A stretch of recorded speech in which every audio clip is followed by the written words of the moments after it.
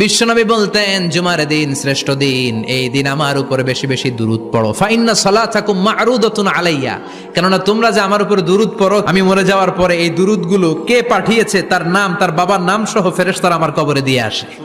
সাহাবারা বললেন, ইয়া রাসূলুল্লাহ কাইফা সালাতুনা মা'রুদাতুন আলাইক, আপনি মরে যাওয়ার পরে আমাদের দুরূদ কেমন করে আপনি দেখবেন? ওয়াকাদ আরিমতা, আপনি তো পচে গলে মাটির সাথে মিশে যাবেন। বিশ্বনবী বলেন, ইন্নাল্লাহা হাররামা আলাল আরদি আন তাকুলা আজসাদাল আম্বিয়া, নবীদের লাশকে খেয়ে ফেলা, নবীদের লাশকে পচিয়ে ফেলা জমিনের সব মাটির জন্য আল্লাহ হারাম করে দিয়েছে। নবীদের লাশ পচে না, নবীদের লাশ গলে না। যারাই বিশ্বনবীর উপর দুরূদ পড়বেন, আপনার নাম সহ, আপনার বাবার নাম সহ, মালাইকাতু সাইয়াহিন, একদল ফেরেশতা আছে শুধু রাউন্ড দেয় গোটা ওয়ার্ল্ডে।